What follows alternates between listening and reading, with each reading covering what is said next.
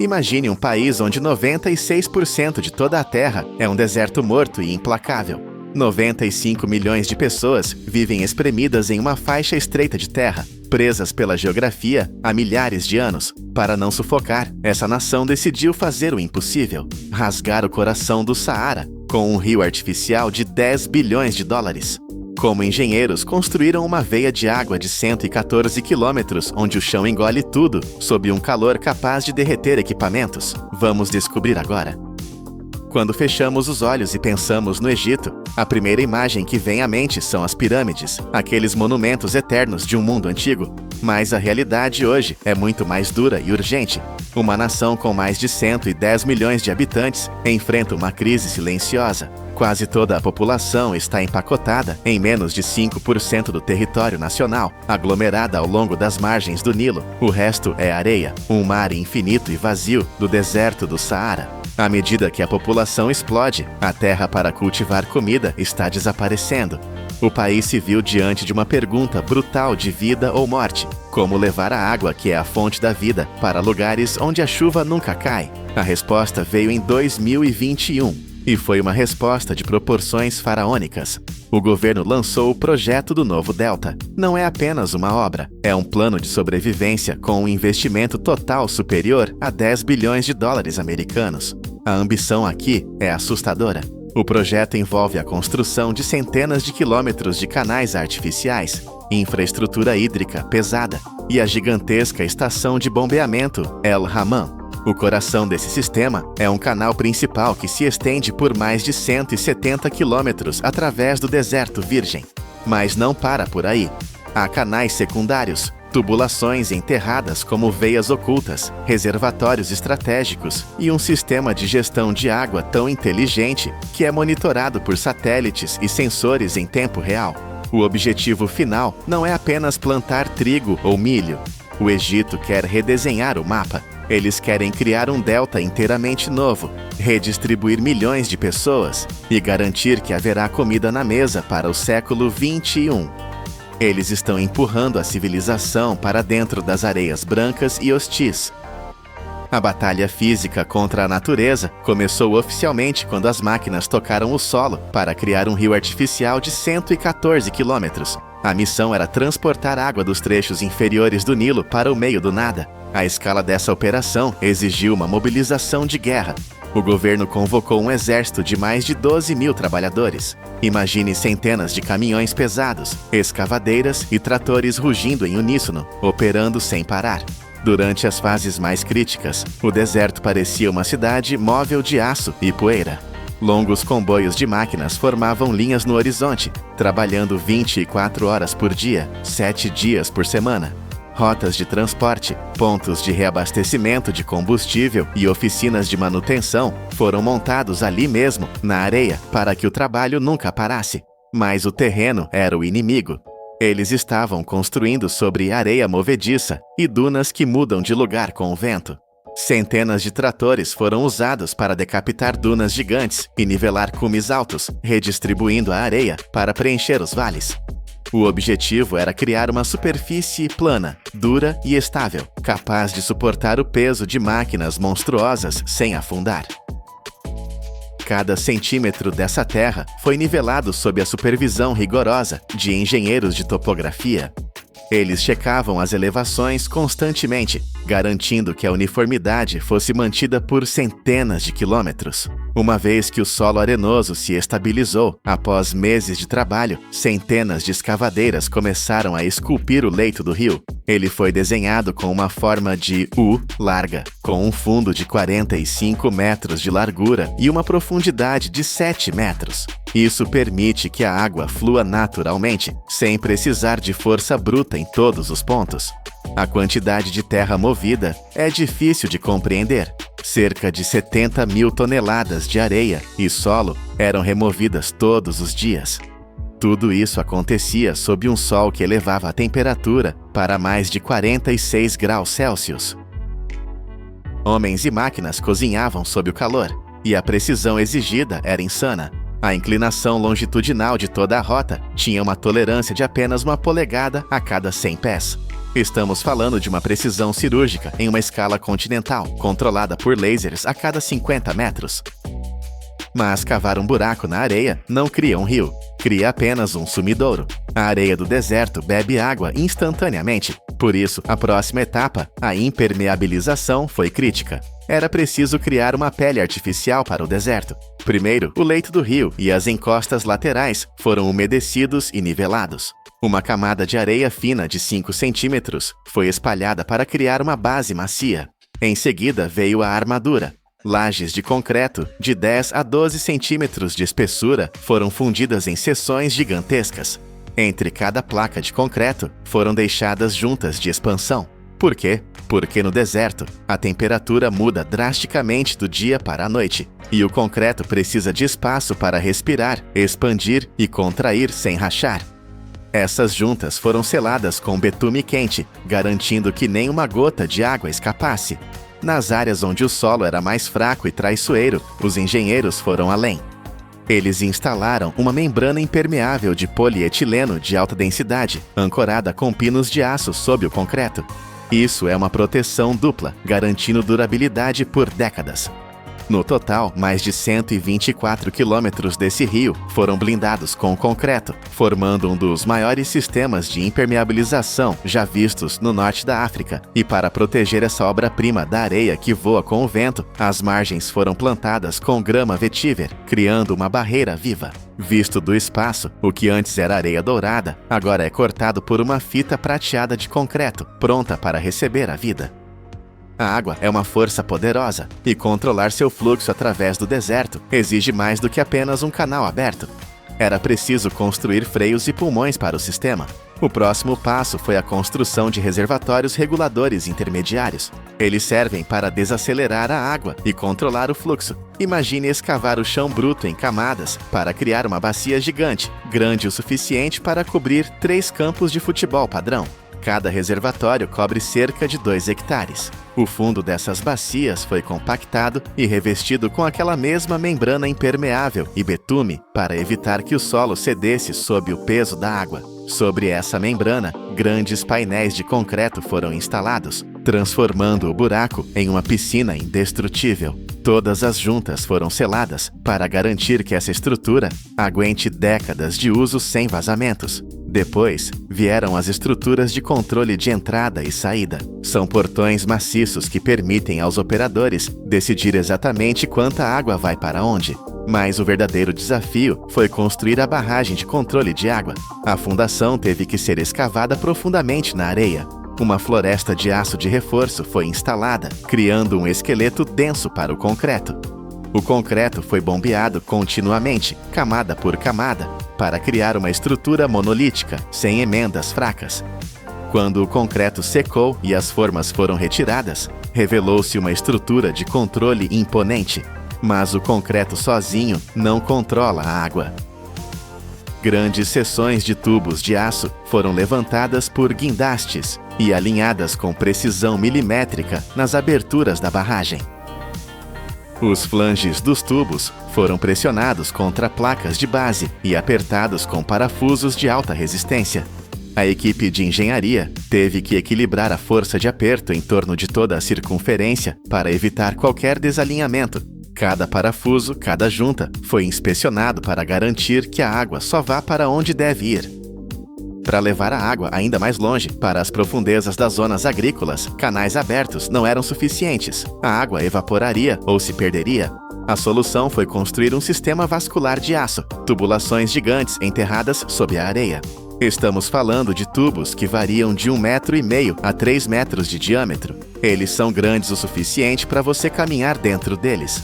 Essas linhas funcionam como ramos independentes, transportando um fluxo constante de água por longas distâncias, sem precisar de bombas extras, usando apenas a gravidade. Para isso, o solo foi escavado em trincheiras longas e profundas, com uma precisão de nível obsessiva. Se a inclinação estiver errada, a água para.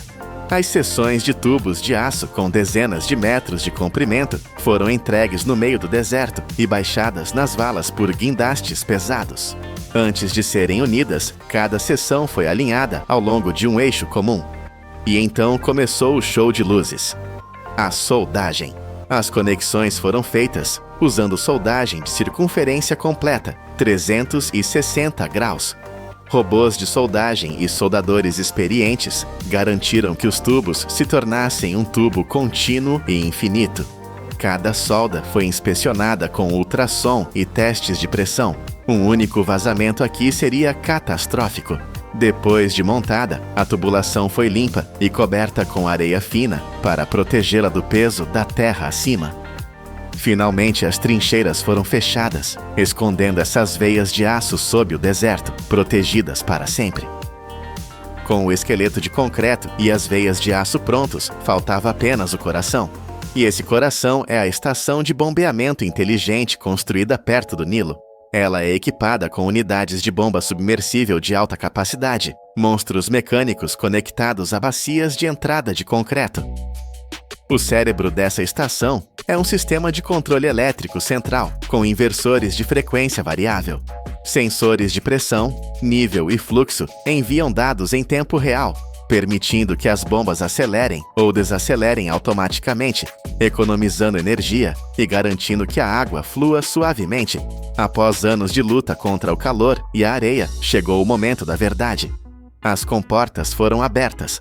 A água do Nilo começou a fluir para o sistema. Ela encheu os reservatórios, passou pelas barragens e correu pelos tubos de aço, avançando quilômetro após quilômetro deserto adentro. E então, a mágica aconteceu. Se você olhar imagens de satélite hoje, verá algo que não deveria estar lá. Círculos verdes perfeitos apareceram no meio do nada. São zonas agrícolas recém-nascidas. Mais de 200 mil hectares de terras produtivas estão tomando forma. Sistemas de irrigação por pivô central, que parecem ponteiros de relógio gigantes, giram lentamente, transformando areia estéril em fazendas férteis. E não é apenas plantas. Grandes currais de gado foram erguidos, capazes de abrigar 6.000 cabeças de gado cada. A comida para esses animais cresce ali mesmo, nos campos vizinhos, criando um ciclo fechado de vida, onde antes só havia morte. E assim termina a jornada de como uma nação desafiou seu destino. O Egito não apenas construiu um canal, eles construíram uma nova realidade. Este projeto custou dezenas de bilhões e levou quase uma década de suor e engenharia de precisão, mas o resultado é visível do espaço. Uma fita de vida que corta o deserto, provando que com tecnologia e vontade podemos redesenhar o planeta. O novo Delta não é apenas sobre água, é sobre comida, segurança e futuro para milhões de pessoas. Onde antes havia apenas o silêncio do deserto, agora há o som da água correndo e o verde da esperança brotando da areia. O deserto deixou de ser uma barreira e tornou-se a nova fronteira da humanidade. Uma única lâmpada de LED custa apenas alguns dólares, um valor irrisório que nos faz esquecer a complexidade que ela esconde. Mas para criar este pequeno ponto de luz, a humanidade construiu uma indústria colossal, avaliada em mais de 100 bilhões de dólares. Tudo começa com um fragmento de material menor que um grão de poeira, que deve sobreviver a um ambiente mais hostil que o espaço e mais limpo que uma sala de cirurgia. Se uma única partícula de sujeira tocar no chip, todo o lote é destruído. Como é que transformamos pedra e gás numa luz que brilha durante décadas sem se apagar?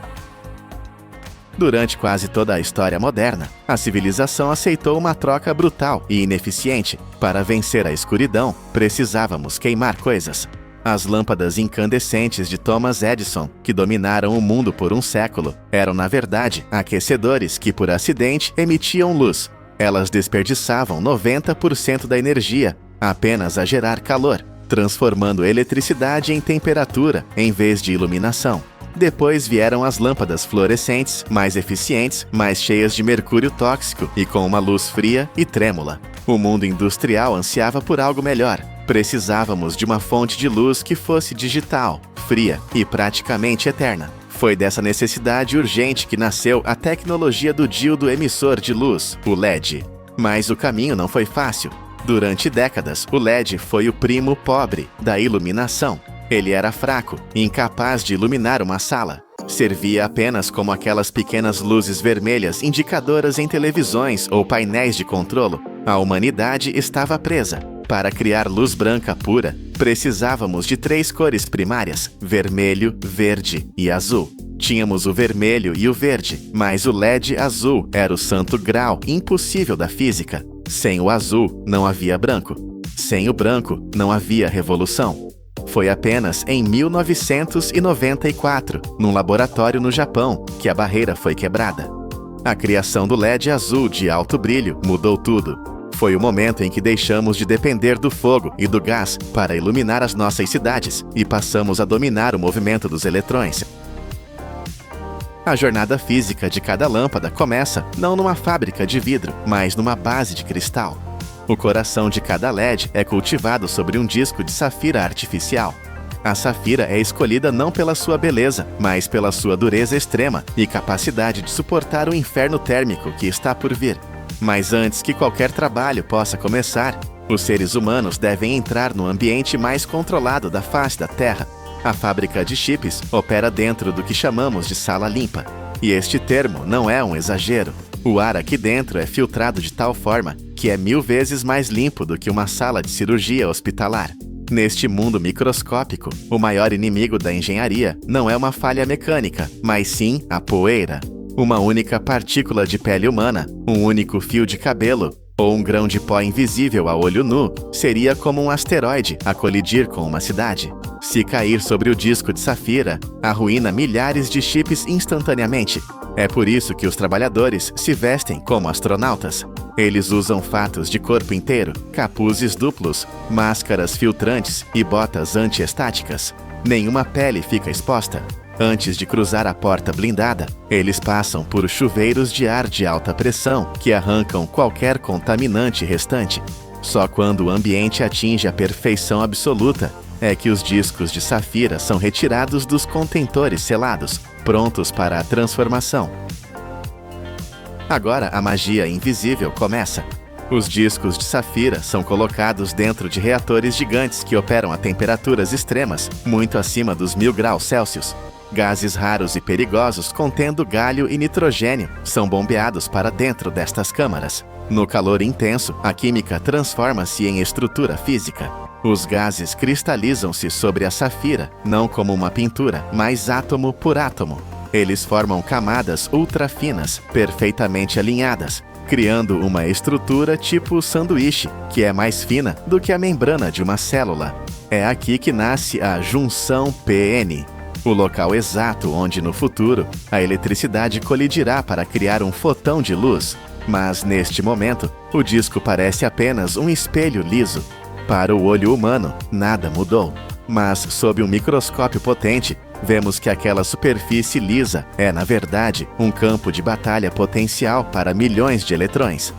Para transformar este potencial em realidade, o disco deve ser desenhado. Entramos na sala de fotolitografia, um lugar banhado por uma estranha luz amarela. A luz branca é proibida aqui porque contém raios ultravioleta que destruiriam os produtos químicos sensíveis usados nesta etapa.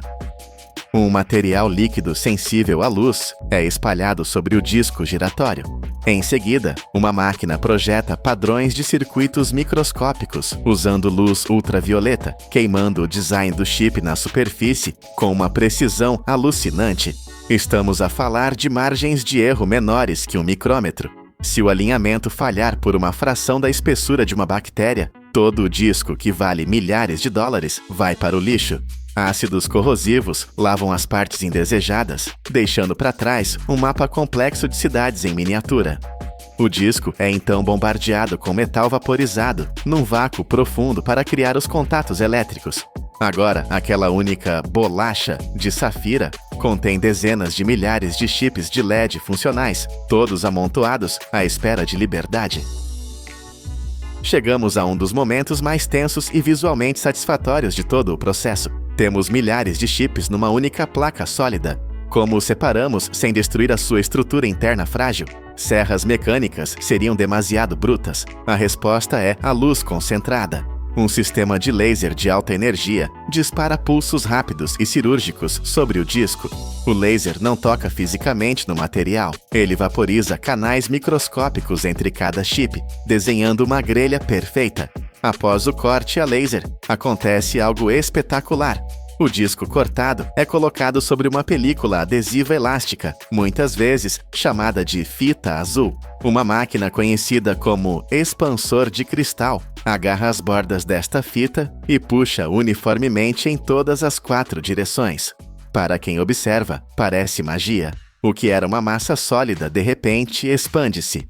E milhares de minúsculos quadrados separam-se uns dos outros em perfeita sincronia, flutuando como uma galáxia em expansão. Agora cada quadrado é um chip individual, isolado e pronto. Mas não se deixe enganar pelo tamanho.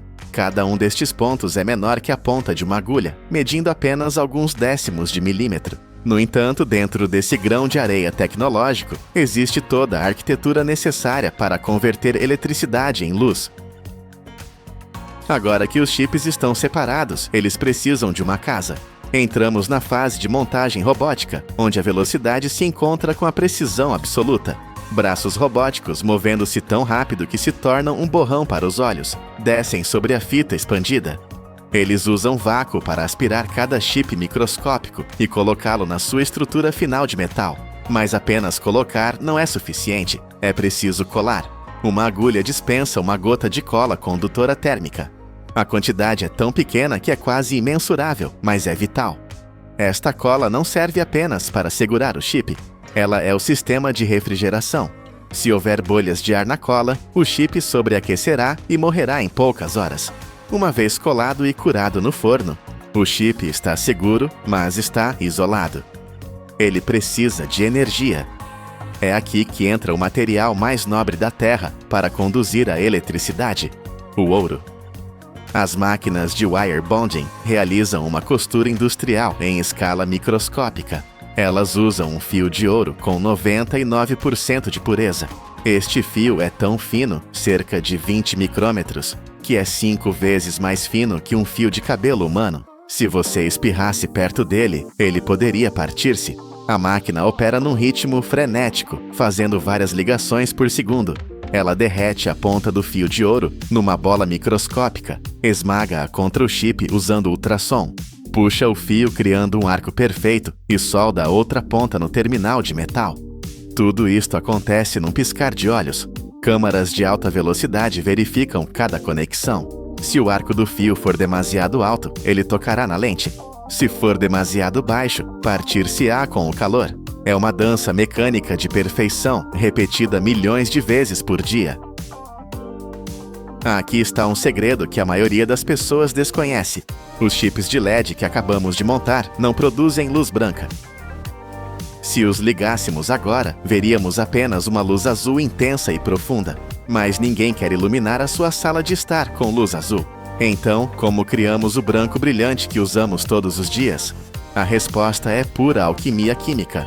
Os engenheiros usam um pó amarelo especial chamado fósforo. A precisão necessária aqui é assustadora. O pó é pesado em balanças digitais, sensíveis o suficiente para detectar o peso de uma impressão digital. Este pó é misturado com uma resina transparente e aplicado sobre o chip azul. A ciência é fascinante. Quando o chip acende, a luz azul atinge as partículas de fósforo amarelo. O fósforo absorve a energia azul e reemite-a como um brilho amarelado. A mistura ótica do azul original com o amarelo reemitido engana o olho humano, fazendo-nos ver um branco puro e brilhante.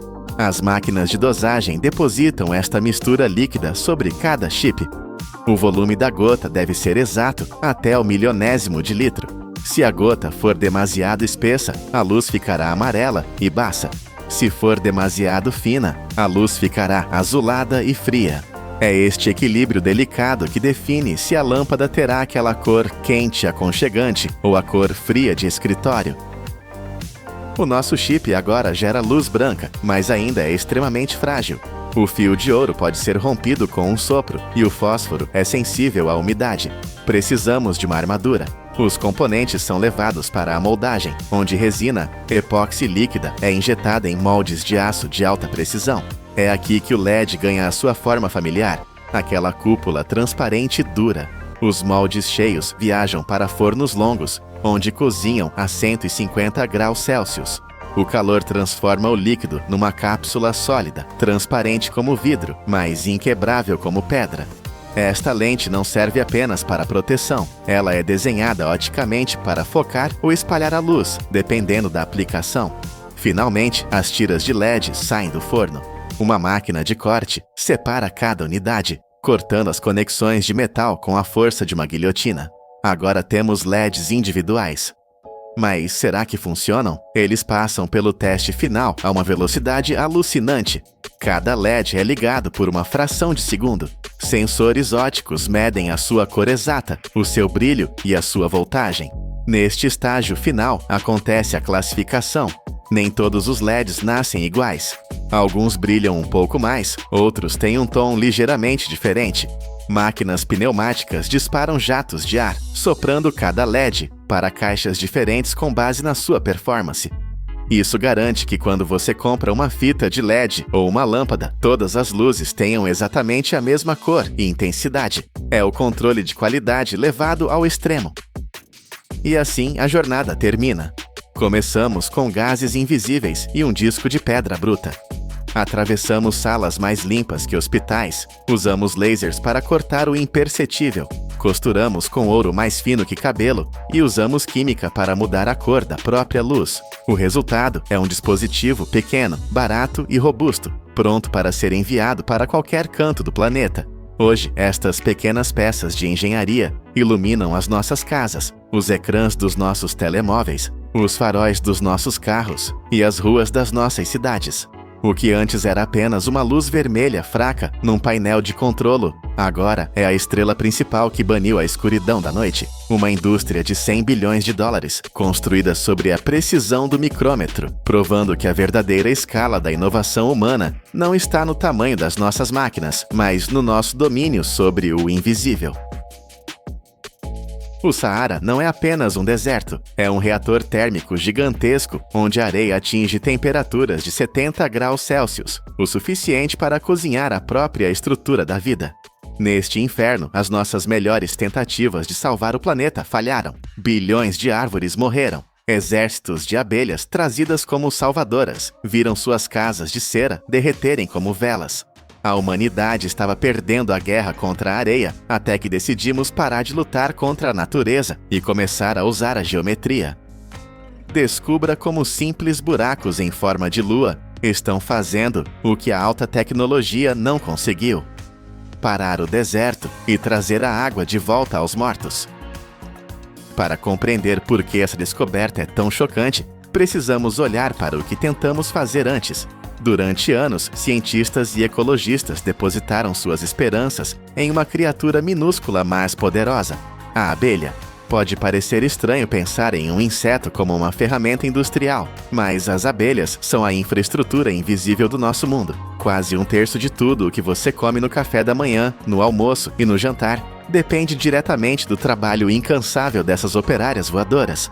Elas movimentam uma economia global de trilhões de dólares, polinizando desde as amêndoas na Califórnia até o algodão que veste você agora. A ideia era lógica e sedutora. Se as abelhas conseguiram transformar desertos hostis como o de Nevada, nos Estados Unidos, ou o árido vale de Arava, em Israel, em oásis de vida, elas poderiam fazer o mesmo na África. Em Israel, vimos milagres acontecerem. Colmeias colocadas entre pedras escaldantes permitiram o surgimento de campos agrícolas, onde antes só havia poeira.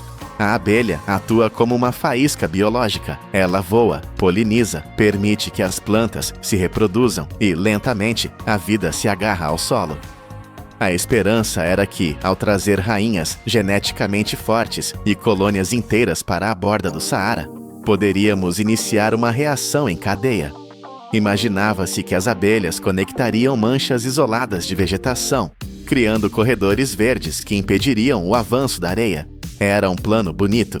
Era um plano apoiado pela ciência que funcionou em outros lugares. Mas o Saara não é Nevada.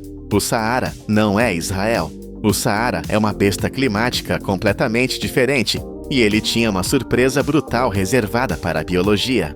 Quando as primeiras colônias foram introduzidas na linha de frente do deserto, a realidade física colidiu violentamente com a teoria biológica. O problema não era a falta de flores ou a distância. O problema era a termodinâmica pura e simples.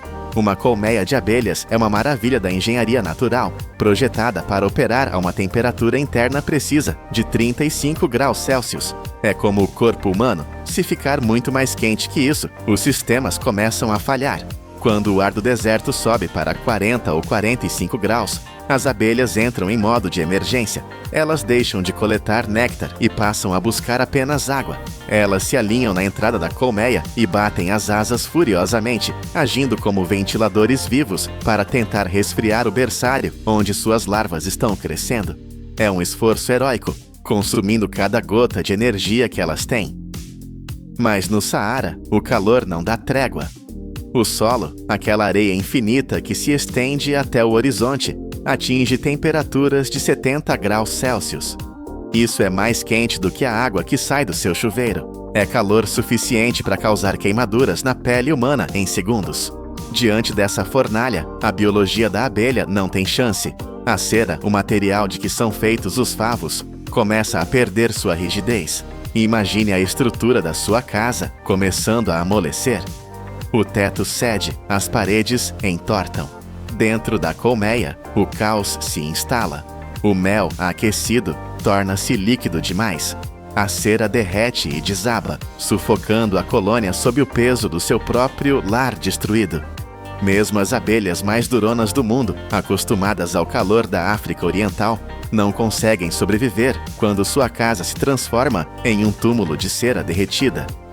Ficou claro que as abelhas não podiam ser a primeira linha de defesa. Elas são passageiras do ecossistema, não as construtoras dele. Elas não podem fazer chover. Elas não podem transformar areia vitrificada em terra fértil. Elas precisam de um palco pronto para atuar, e o palco do Saara estava queimado e quebrado. A lição foi dura e cara. Não podemos simplesmente jogar vida em um lugar onde a base física para a vida foi destruída.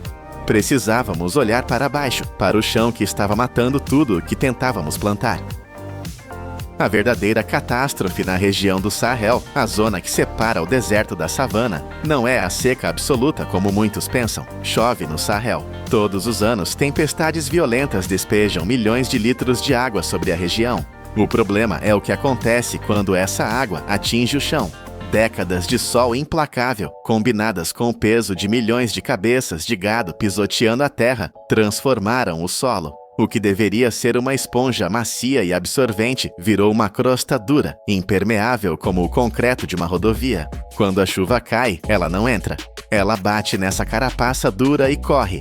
A água ganha velocidade, transformando-se em enxurradas repentinas que varrem a paisagem. Em vez de dar vida, a chuva se torna uma força de destruição.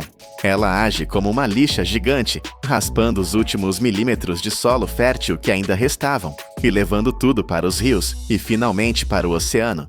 É um paradoxo trágico. As pessoas e as plantas morrem de sede enquanto caminham sobre um solo que rejeita a água que cai do céu. Foi aqui que erramos por décadas. Gastamos fortunas plantando bilhões de árvores jovens, achando que as raízes quebrariam o solo. Mas plantar uma árvore nessa terra é como tentar plantar uma flor no asfalto. As raízes batem na camada dura e não conseguem descer. O sol volta, evapora a pouca umidade superficial em horas, e a árvore morre de sede e calor, torrada por cima e bloqueada por baixo. O deserto avança não porque a areia é mágica, mas porque destruímos a pele da terra. Para vencer, precisávamos de uma nova estratégia. Não precisávamos de mais sementes. Precisávamos de picaretas. Precisávamos quebrar o concreto natural. Diante desse cenário de terra morta, nasceu o projeto mais ambicioso já tentado no continente africano, a Grande Muralha Verde. O nome engana. Muita gente imagina uma barreira física de árvores, como uma grande muralha da China feita de folhas, estendendo-se por 8.000 quilômetros de ponta a ponta da África. Mas a realidade é muito mais inteligente e industrial do que isso. O que está sendo construído é uma máquina gigantesca de restauração ecológica, uma rede de intervenções que atravessa mais de 20 países, do Senegal à Etiópia. O objetivo não é forçar o deserto a ficar verde, pintando-o com árvores que vão morrer. O objetivo é consertar a hidrologia de um continente inteiro. É um projeto de engenharia em escala continental. A ideia central é simples, mas revolucionária: parar a água. Precisamos capturar cada gota de chuva exatamente onde ela cai e forçá-la a ficar lá. Se conseguirmos fazer a água parar, a vida voltará sozinha. Não precisamos ser jardineiros, precisamos ser arquitetos de solo. As comunidades locais, que antes olhavam para o céu rezando por chuva apenas para vê-la escorrer para longe, agora estão sendo armadas com conhecimento de engenharia hidráulica básica. Eles não estão construindo barragens de concreto ou canais de alta tecnologia. Eles estão usando a própria terra para curar a terra. E a ferramenta que desbloqueou o sucesso desse projeto multibilionário não foi um trator controlado por satélite, mas uma forma geométrica simples desenhada na poeira. A solução que está vencendo o Saara chama-se cova em meia-lua. Parece primitivo, mas é pura física de fluidos aplicada. Imagine cavar um buraco, mas não um buraco qualquer. É uma vala em forma de semicírculo, como uma lua crescente, com a abertura voltada para cima, contra a inclinação do terreno. A terra retirada do buraco é empilhada na borda curva, criando uma pequena represa de terra. Por que essa forma? Porque a geometria controla a energia. Quando as chuvas torrenciais chegam, a água desce a colina como um lençol rápido. Se fosse uma vala reta, a água poderia ganhar velocidade e romper as bordas. Mas a curva da meia-lua abraça o fluxo. Ela captura a água e a força a girar e desacelerar. A velocidade mata o solo, mas a calma o cura. Dentro dessa meia-lua, a água para. E quando a água para, a mágica da física acontece. A pressão da poça acumulada força o líquido para baixo, rompendo a tensão superficial daquela crosta dura de concreto. A água começa a se infiltrar profundamente, descendo para o subsolo, onde o sol não consegue evaporá-la. O solo dentro da cova fica macio, úmido e fresco. A temperatura ali dentro pode ser 10, 15 graus mais baixa do que na areia exposta ao lado. Sem usar um único cano de plástico ou bomba elétrica, criamos um reservatório subterrâneo usando apenas uma pá e o desenho certo. É a vitória da inteligência sobre a força bruta. Estamos usando a gravidade para injetar vida de volta na Terra. E uma vez que a água está segura no subsolo, a natureza que estava esperando pacientemente por décadas recebe o sinal verde para acordar. O que acontece depois que as meias-luas são cavadas é quase instantâneo em termos geológicos. Os agricultores plantam sementes de gramíneas nativas, como o andropogon, dentro dessas covas úmidas. Essas não são plantas de jardim, são guerreiras do deserto. Suas raízes são fortes, fibrosas e agressivas. Elas mergulham no solo amolecido pela água retida, agindo como milhares de microbrocas que perfuram a terra, permitindo que o ar entre. Em apenas 2 ou 3 anos, a transformação é visível a olho nu. O que antes era uma paisagem marciana vermelha e estéril, começa a ficar pontilhada de verde. As gramíneas crescem altas, criando sombra. Essa sombra protege o solo do sol assassino. A umidade atrai insetos. Os insetos atraem lagartos e pássaros. Os pássaros trazem sementes de outras plantas em seus excrementos. De repente, árvores nativas, acácias que estavam dormentes como sementes no solo há anos, começam a brotar, protegidas pelo microclima da meia-lua. Não precisamos plantar a floresta. A floresta estava lá o tempo todo, trancada em uma prisão de terra seca. A meia-lua foi a chave que abriu a cela. As manchas verdes começam a se unir. As raízes das árvores estabilizam o solo permanentemente. Agora, quando chove, a água não corre mais. Ela é absorvida por esse novo tapete vivo. O ciclo da morte foi quebrado. Onde antes havia silêncio e calor mortal, agora há agricultura, pastagem e vida selvagem. Comunidades que estavam prestes a abandonar suas casas e migrar agora podem cultivar comida novamente.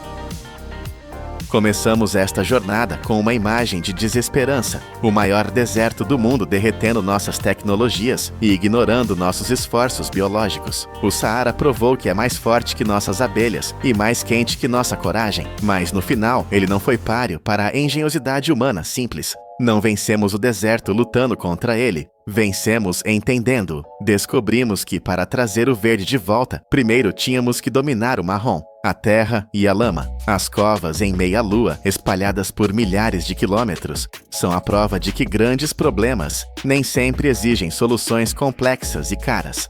Às vezes, a resposta está na geometria de um buraco e na paciência de deixar a água fazer o seu trabalho.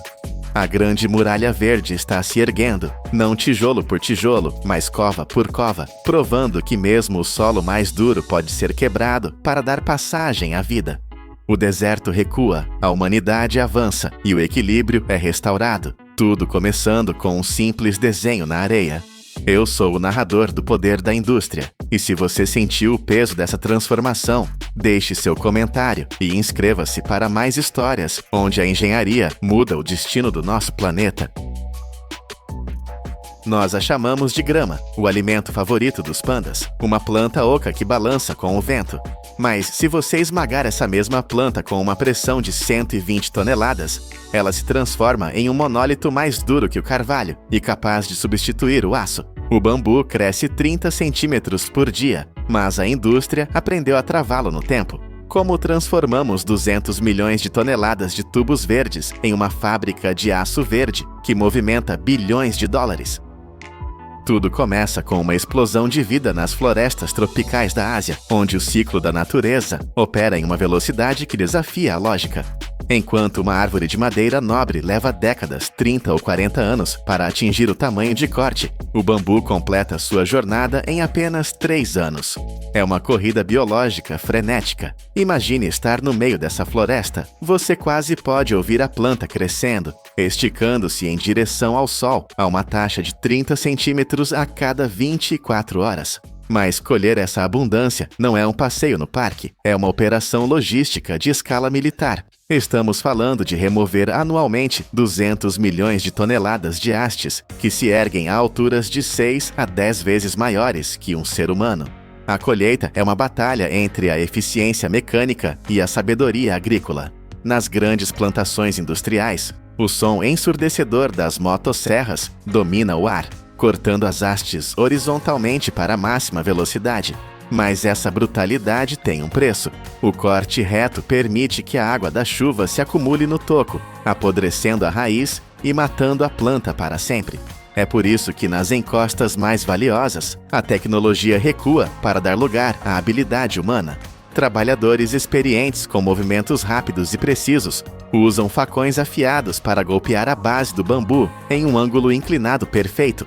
Não é apenas estilo, é engenharia de sobrevivência. Esse ângulo faz a água escorrer, protegendo a raiz subterrânea e permitindo que a floresta se regenere sozinha em apenas 6 a 12 meses. No entanto, essa fábrica natural exige combustível. O bambu é um devorador voraz de nutrientes. Ele suga a vida do solo para crescer tão rápido. Após 5 ou 10 anos de colheitas intensivas, a matéria orgânica da terra pode cair em até 40%. É um lembrete de que mesmo o recurso mais renovável do mundo tem seus limites físicos. As montanhas de hastes cortadas são empilhadas manualmente ou por pequenos guindastes, carregadas em caminhões que gemem sob o peso da carga verde, correndo para as fábricas antes que a biologia comece a degradar o material. Assim que chegam à zona de processamento, o caos orgânico deve ser transformado em ordem industrial. A primeira etapa é a seleção impiedosa. Sensores e olhos treinados separam os gigantes. Os colmos mais grossos e sólidos são destinados a suportar o peso de edifícios, enquanto os mais finos e elegantes seguirão para nossas cozinhas. O som ambiente muda do farfalhar das folhas para o grito agudo de serras circulares automáticas. Essas máquinas, verdadeiras bestas de aço, processam milhares de hastes por hora. Elas fatiam o bambu em seções padronizadas, de 1 a 2 metros, com uma precisão que deixa bordas limpas e desperdício quase zero. Mas há um problema estrutural: o bambu é bloqueado por dentro. Para torná-lo útil, máquinas de perfuração de alta velocidade avançam como torpedos através do centro de cada tubo, destruindo as paredes internas, os nós, e criando um cilindro perfeitamente oco e liso. Agora enfrentamos o inimigo invisível, o açúcar. O bambu é rico em amido, Um banquete doce para insetos e mofo. Se deixássemos o material como está, ele apodreceria em poucos meses. A solução é um purgatório químico e térmico. As seções de bambu são mergulhadas em tanques titânicos de água fervente ou câmaras de vapor pressurizado. Ali, elas cozinham por 6 a 12 horas consecutivas. Muitas vezes, adicionam-se soluções alcalinas suaves, como peróxido de hidrogênio, para branquear e esterilizar profundamente as fibras. Esse processo mata qualquer organismo vivo e dissolve o amido. É essa fervura que concede ao bambu sua imortalidade industrial, estendendo sua vida útil de meses para mais de 15 anos, permitindo que ele enfrente chuva, sol e tempo sem se desfazer.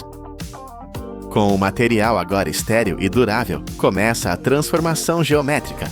O objetivo é fazer o impossível: transformar um tubo redondo em uma placa plana.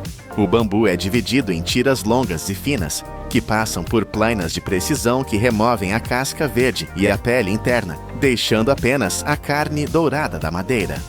Essas tiras são então banhadas em adesivos biológicos modernos, livres de toxinas como o formaldeído, preparando-se para a união. O que acontece a seguir é uma demonstração de força bruta. As tiras são organizadas e enviadas para prensas hidráulicas gigantescas.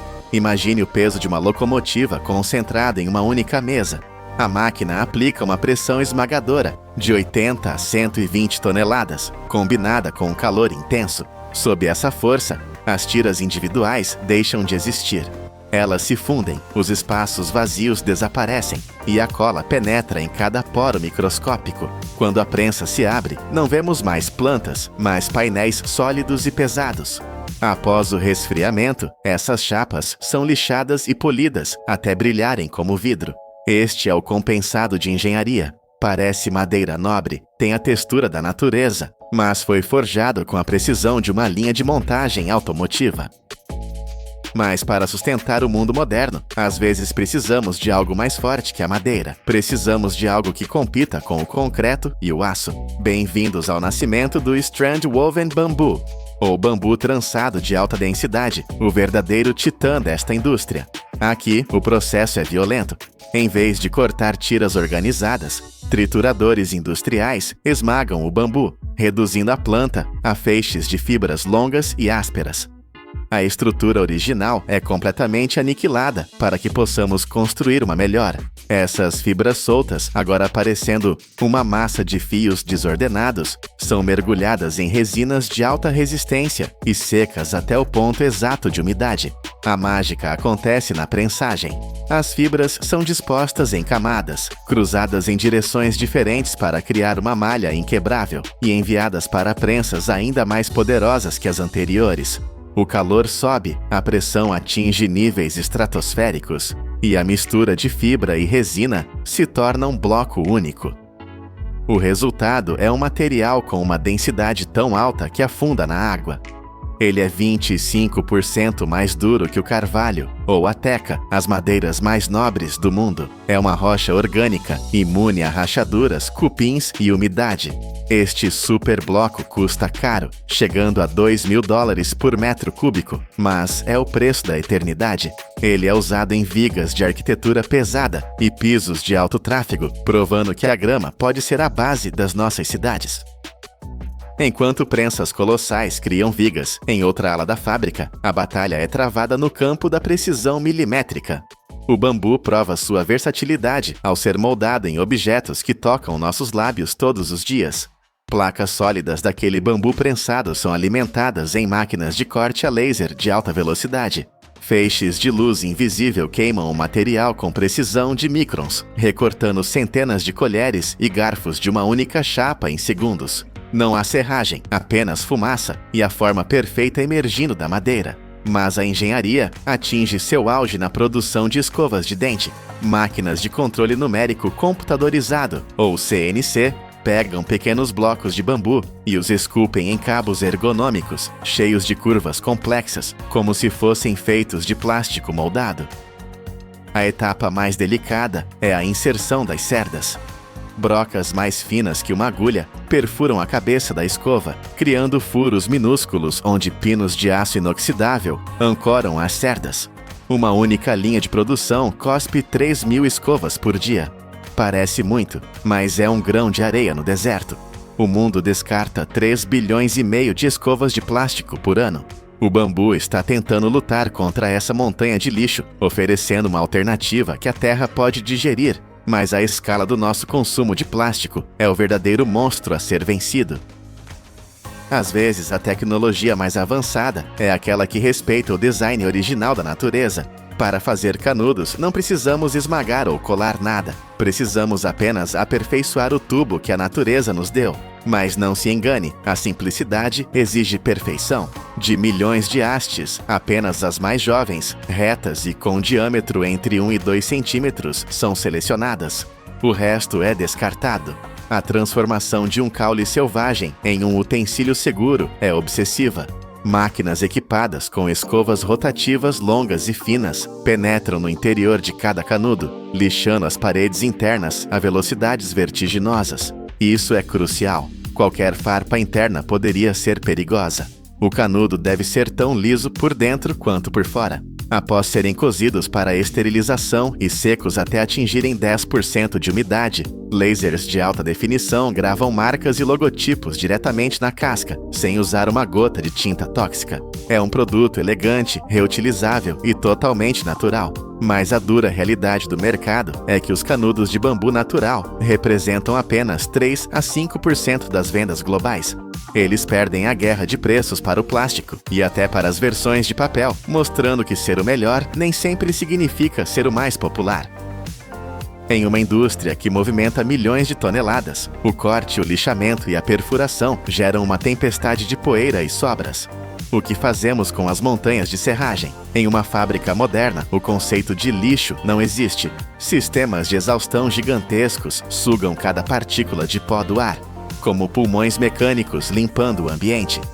Esse pó é coletado, seco e moído novamente até se tornar uma farinha ultra fina, com partículas medindo entre 80 e 120 microns. Isso é mais fino que o pó de café. Essa farinha de bambu torna-se a base para a alquimia moderna, os biocompósitos. Em misturadores industriais, o pó é combinado com amido de milho, minerais e adesivos biológicos secretos. A mistura resulta em uma massa que pode ser injetada em moldes, comportando-se exatamente como o plástico, mas feita de plantas. É a promessa final de um ciclo fechado, onde até a poeira da produção se torna um novo produto. No entanto, a ciência ainda batalha com a segurança. Reguladores na Europa estão de olho nesses compósitos, preocupados com a migração de químicos sob calor. É um lembrete de que inovar com materiais naturais é um caminho cheio de obstáculos técnicos e burocráticos. Ao olharmos para o produto final, seja um piso indestrutível ou uma simples escova de dentes, é difícil acreditar que tudo começou com um broto verde rompendo o solo da floresta. Nós pegamos uma grama que cresce 30 centímetros por dia, uma planta oca e frágil, e através da pressão de 120 toneladas e do calor infernal, forjamos a fábrica de aço verde. O bambu provou que pode ser mais forte que o carvalho, mais flexível que o concreto e mais sustentável que o plástico. A engenharia humana domou a natureza sem destruí-la. Mas a revolução tem um custo. Enquanto o plástico for barato e fácil, o bambu continuará sendo uma escolha consciente, um luxo necessário. A tecnologia está pronta, as máquinas estão aquecidas e as florestas estão crescendo. A única peça que falta nessa engrenagem gigante para mudar o mundo é a nossa decisão de pagar o preço pelo futuro.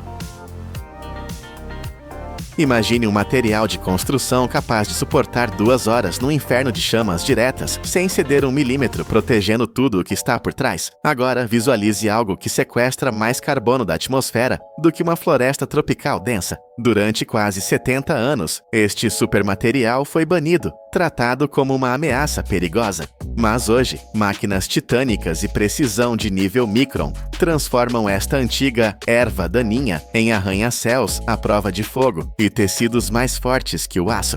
Bem-vindos à linha de frente da Revolução Industrial do Cânhamo. A nossa jornada para o futuro da indústria não começa numa mina escura e poeirenta, nem numa plataforma de petróleo no meio do oceano. Ela começa sob o sol brilhante e o ar rarefeito do Colorado, a mais de 1.500 metros acima do nível do mar. Este é o novo epicentro de uma corrida aos recursos que está a mudar a economia global. Aqui, a agricultura funde-se com a engenharia pesada. O que vemos não são apenas campos, são biofábricas a céu aberto, que se estendem até onde a vista alcança. Todos os anos, o mundo cultiva mais de 15 milhões de toneladas desta biomassa ultra-resistente. Mas esqueça a imagem romântica do agricultor com ferramentas manuais. A escala aqui exige brutalidade mecânica e velocidade. Semeadoras automatizadas, verdadeiros monstros de precisão, varrem a terra, disparando 200 mil sementes para o solo a cada hora. É uma coreografia de alta velocidade que eliminou a necessidade de 70% da mão de obra humana, garantindo que cada planta nasça no local exato para maximizar a sua potência. Enquanto estas máquinas rugem pelos campos, ocorre um milagre silencioso de eficiência. Pense no algodão, o rei sedento da indústria têxtil. Para cultivar fibra suficiente, o algodão exige rios de água. Mas aqui, a lógica é reescrita.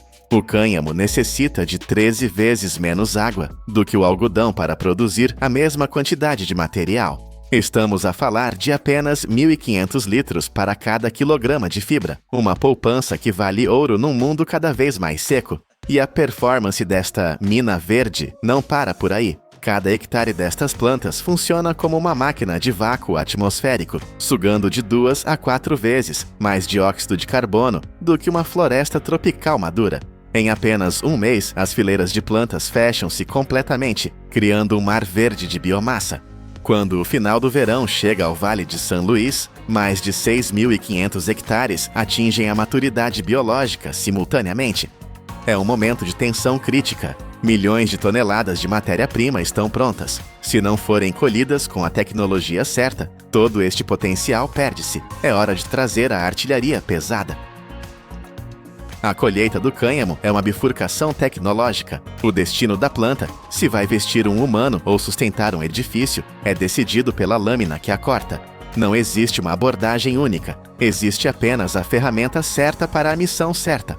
Para o mercado têxtil de elite, a integridade é a lei.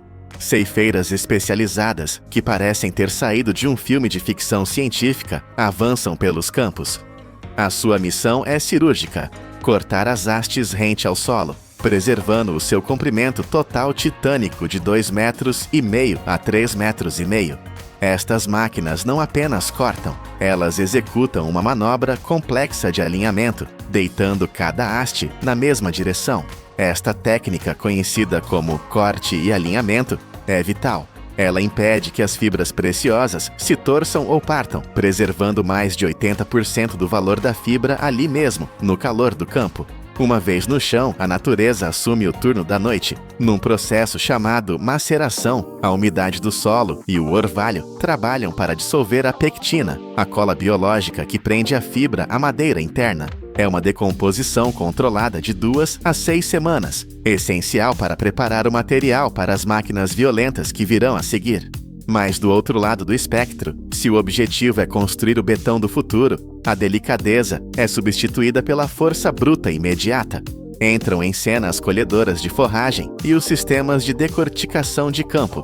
Estas bestas mecânicas não têm paciência. Elas atacam as plantas com sistemas de corte rotativo de alta velocidade. No momento em que a haste toca na entrada da máquina, é obliterada. Tambores de picagem e moinhos de martelo reduzem a planta orgulhosa a fragmentos uniformes de 5 a 25 milímetros em frações de segundo. Este tamanho é crítico. É a dimensão perfeita para separar o núcleo lenhoso, o RURD, que será a espinha dorsal de materiais de construção revolucionários. Com uma produtividade que ultrapassa 5 toneladas de hastes secas por hectare, estas máquinas geram montanhas de matéria-prima numa velocidade que o trabalho manual jamais poderia sonhar alcançar. Agora, com os caminhões carregados até ao limite, a matéria bruta viaja para o verdadeiro templo da transformação, a fábrica de processamento. Entramos agora no ventre da besta industrial. O ar aqui é denso, vibrando com o som de metal a esmagar matéria orgânica. É na instalação de decorticação que a mágica acontece, transformando a planta em materiais de alta performance.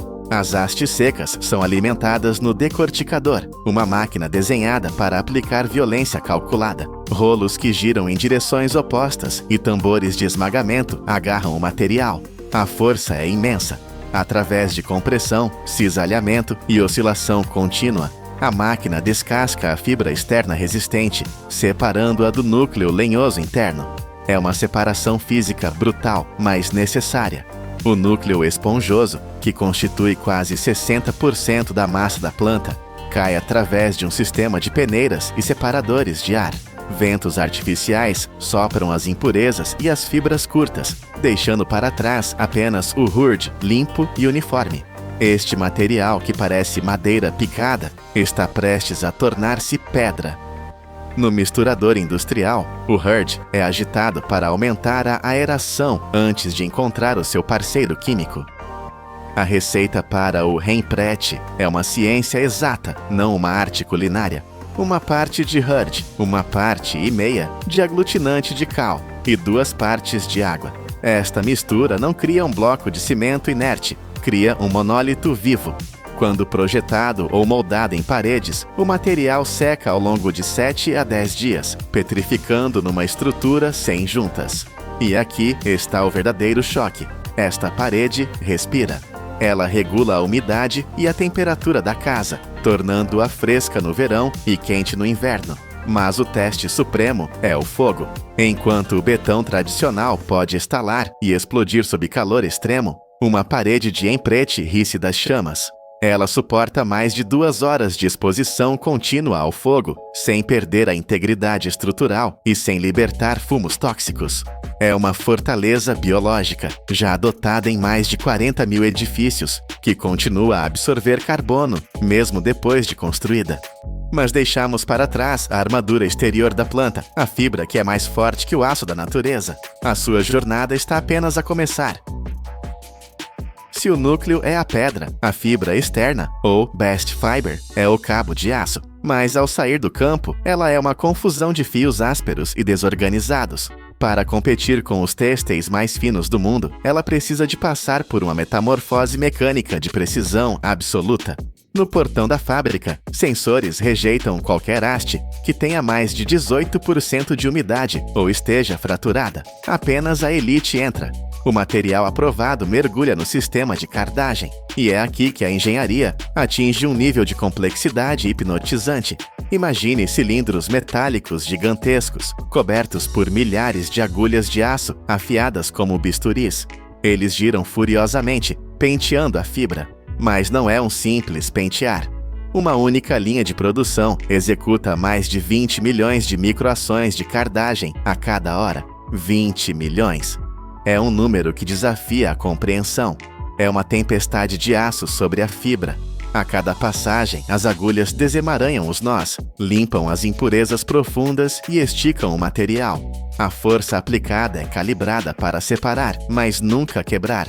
E impurezas microscópicas e segmentos curtos são impiedosamente expulsos. O caos da natureza é forçado a obedecer à ordem industrial. O que emerge do outro lado da máquina não se parece em nada com a planta que entrou. É uma fita contínua, suave e perfeitamente paralela, chamada de sliver.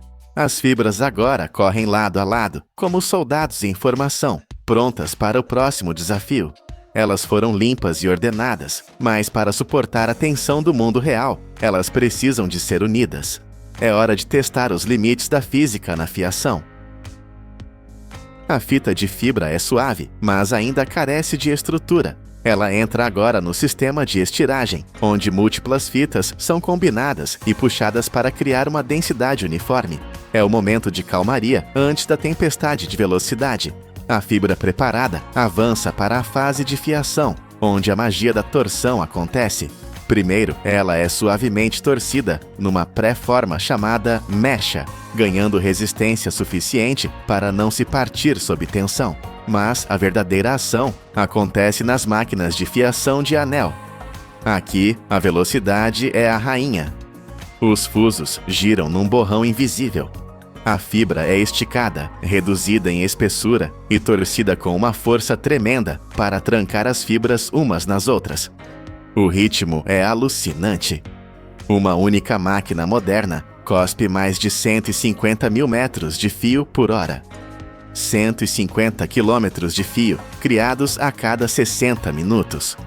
É uma produção em massa que transforma montanhas de fibra solta em fios de alta precisão. O resultado final é enrolado em bobinas massivas, cada uma contendo de 8 a mais de 25 quilômetros de fio contínuo. Este não é um fio qualquer. É tecnicamente superior, macio como o algodão, respirável como o linho, mas com uma resistência à tração que supera muitas fibras sintéticas.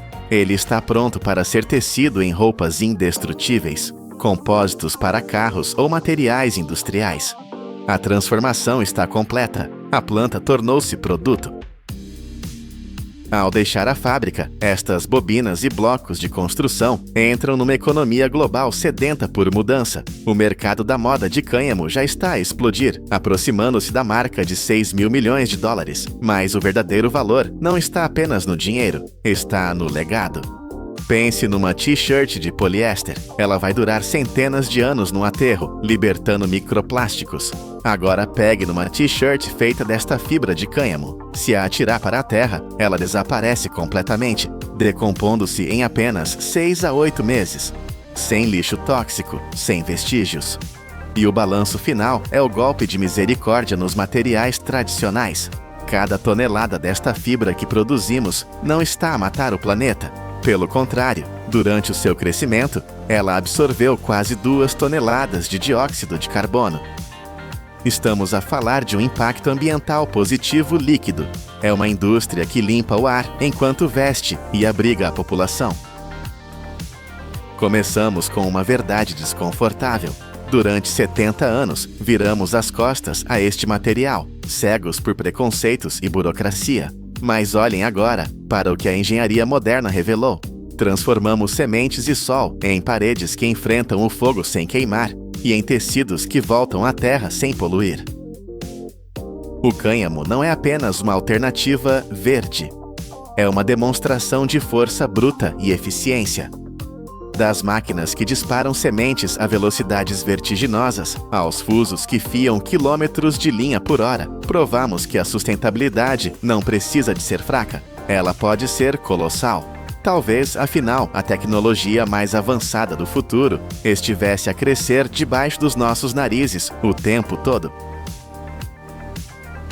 A Austrália gera 90 bilhões de dólares alimentando o mundo, mas enfrenta um colapso invisível. O seu solo está a transformar-se em pó vermelho. A cada ano, 4 milhões de hectares de terra fértil morrem, levados pelo vento. Quando a tecnologia moderna falhou, a salvação veio de onde ninguém esperava, de montanhas de lixo a apodrecer nas quintas.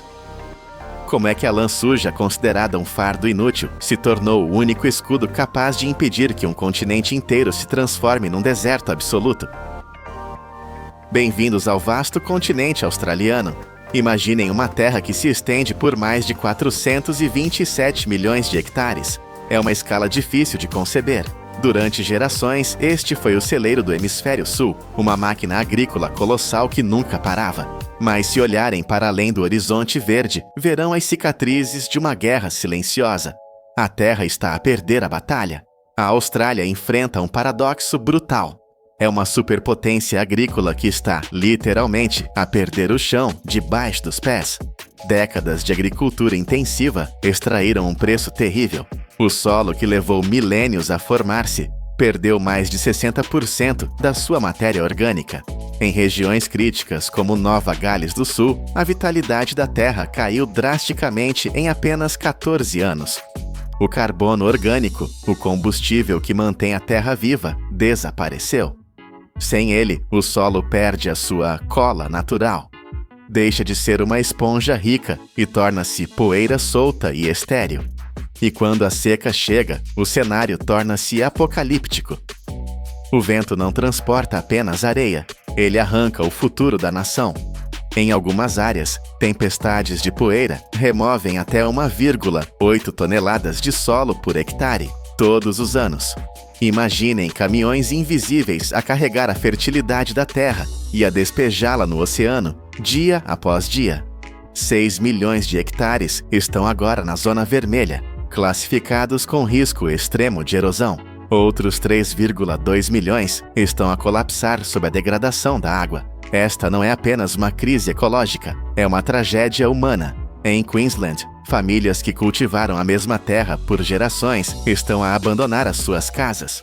O solo rachou, secou e morreu. Já não consegue segurar uma gota de água. A infraestrutura agrícola, que vale bilhões, treme sobre fundações que se desfazem em pó. O país precisava, desesperadamente, de um milagre para estancar esta hemorragia. Mas, ironicamente, enquanto a terra morria de fome, outra indústria nacional estava a afogar-se no seu próprio excesso. Afastem o olhar da terra seca e olhem para os celeiros. Aqui reside a segunda parte desta tempestade perfeita, a indústria da lã.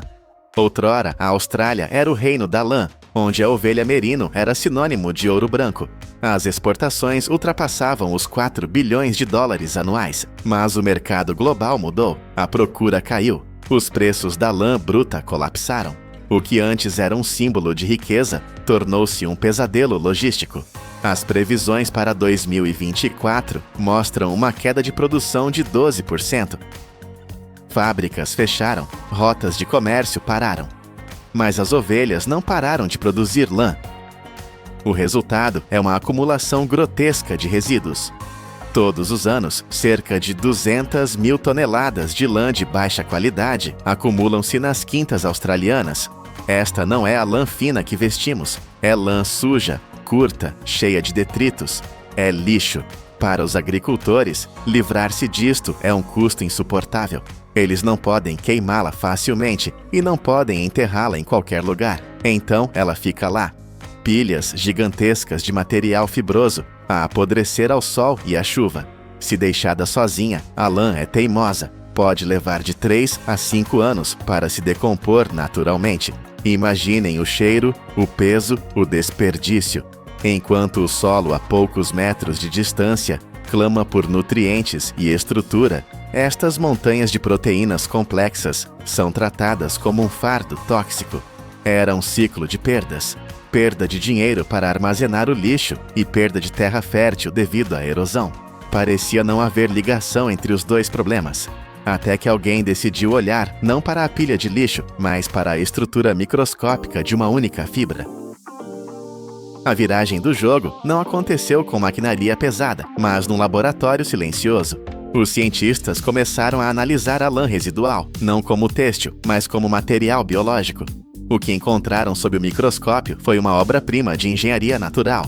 Cada fio de lã é coberto por escamas de queratina, sobrepostas como telhas num telhado. Mas, ao contrário de um telhado que repele água, estas escamas funcionam como portões inteligentes. Elas permitem que a fibra absorva umidade, muita umidade. A lã consegue reter entre 1,5 a 2 vezes o seu próprio peso em água, mas faz mais do que isso, ela incha. Esta foi a revelação.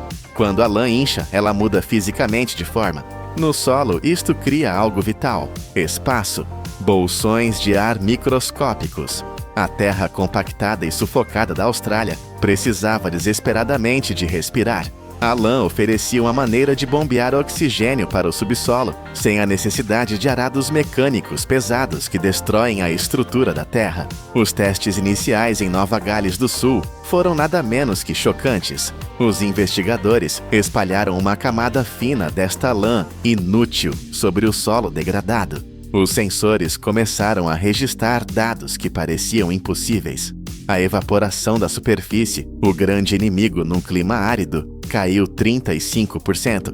A água, em vez de vaporizar para a atmosfera quente, ficou presa no solo, guardada pelas fibras de lã. Mas o verdadeiro milagre foi biológico. Onde havia lã, a vida regressou. A densidade de micróbios no solo, os arquitetos invisíveis da fertilidade, explodiu entre 30% a 50% em apenas alguns meses. A lã não estava apenas a segurar água, estava a alimentar um ecossistema. Em campos de teste em Queensland, terras que pareciam betão vermelho começaram a suavizar. tornaram-se friáveis. A cor mudou. A vida voltou. No entanto, havia um problema prático. Não se pode simplesmente atirar lã bruta para um campo e esperar resultados uniformes. Ela emaranha-se, voa com o vento e entope máquinas. Para escalar esta solução, a natureza precisava de ser domada pela indústria. Aqui entramos na fase de industrialização da solução. Para transformar o lixo em ouro agrícola, foi necessário criar uma nova linha de produção. A lã suja e emaranhada é recolhida e lançada em trituradores industriais poderosos. Lâminas de aço de alta resistência rasgam as fibras, reduzindo montanhas de resíduos a um pó grosso e uniforme. Mas o segredo está na pressão. Este material triturado é forçado através de matrizes de aço, sob imensa pressão e calor. O resultado não é um tecido, mas um pellet, um grânulo duro, denso e seco. Nasceu o pellet de lã. Não se deixem enganar pelo tamanho pequeno. Cada um destes grânulos é uma bateria biológica de água. Quando enterrado no solo seco, ele fica dormente. Mas assim que a chuva cai ou a irrigação é ligada, o pellet desperta. Ele expande-se, absorvendo água avidamente, guardando-a no seu núcleo de queratina. Quando o sol escaldante da Austrália seca a terra ao redor, o pellet faz o oposto. Liberta a água lentamente, gota a gota, diretamente para as raízes das plantas. Isto muda tudo. A retenção de umidade no solo aumenta entre 25% a 40%. Para um agricultor, isto significa que pode regar menos vezes, poupando recursos preciosos. Além disso, à medida que o pellet se decompõe ao longo de meses, ele liberta nitrogênio, enxofre e carbono. Não é um químico sintético que queima as raízes. É nutrição lenta e constante. A transformação econômica é tão impressionante quanto a biológica. De repente, aquele lixo que custava dinheiro para ser removido tem valor. De uma tonelada de lã residual, as fábricas produzem 900 kg de pellets de alta performance. O valor de mercado deste produto é 3 vezes superior ao da lã bruta original. Em Victoria, a corrida ao ouro recomeçou. Mais de 40 startups surgiram num ano. A maquinaria ruge, transformando o desperdício em vida. Mas esta revolução não parou na fronteira australiana. Ela atravessou o oceano e encontrou um novo propósito inesperado nos Estados Unidos. Nos Estados Unidos, a tecnologia encontrou uma simbiose ainda mais futurista. No Texas e na Califórnia, a transição energética está a cobrir o deserto com milhões de painéis solares. São campos de vidro e silício que se estendem até onde a vista alcança. Mas estas centrais elétricas têm um inimigo natural, a erva. Se a vegetação crescer demasiado, bloqueia o sol e reduz a produção de energia. A solução antiga era brutal: equipas de homens com cortadores de relva a gasolina e herbicidas químicos. Era caro, perigoso para os painéis e ecologicamente desastroso. Pedras voavam e partiam o vidro. A poeira cobria os sensores. Foi então que alguém teve uma ideia brilhante: substituir as máquinas por ovelhas. Nasceu o Solar Grazing, ou pastoreio solar. E os números provam que a natureza é a melhor engenheira. As ovelhas são cortadores de relva, autônomos de alta precisão. Elas navegam por baixo das estruturas metálicas sem cortar fios, sem levantar pedras e sem emitir gases de escape. O impacto é massivo. As quintas solares que adotaram as ovelhas reduziram o uso de fertilizantes e herbicidas químicos em 70%. Os custos de manutenção caíram para a metade, mas há um benefício oculto: a sombra. Os painéis solares protegem as ovelhas do sol abrasador e protegem também o solo. A erva, protegida da evaporação direta, cresce 2 a 3 vezes mais rápido. As ovelhas comem a erva, transformam-na em estrume, fertilizam o solo e mantêm o ciclo vivo.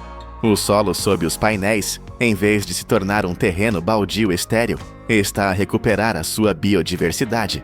Surgiu uma nova profissão: equipas de pastoreio profissional. Estes especialistas usam software para mapear o movimento dos rebanhos, garantindo que cada metro quadrado da central solar é cortado pelas ovelhas na altura certa. É a fusão perfeita entre a alta tecnologia energética e a agricultura ancestral. A história da lã é uma lição de humildade para a engenharia moderna. Procurávamos soluções complexas para salvar o solo, mas a resposta estava a apodrecer nos nossos quintais.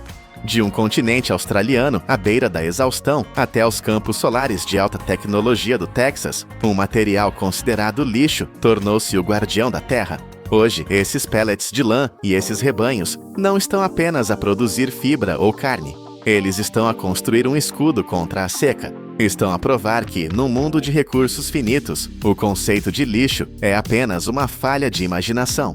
Talvez a chave para sobrevivermos às mudanças climáticas não seja construir máquinas maiores, mas sim aprender a usar as ferramentas microscópicas que a natureza aperfeiçoou ao longo de milhões de anos.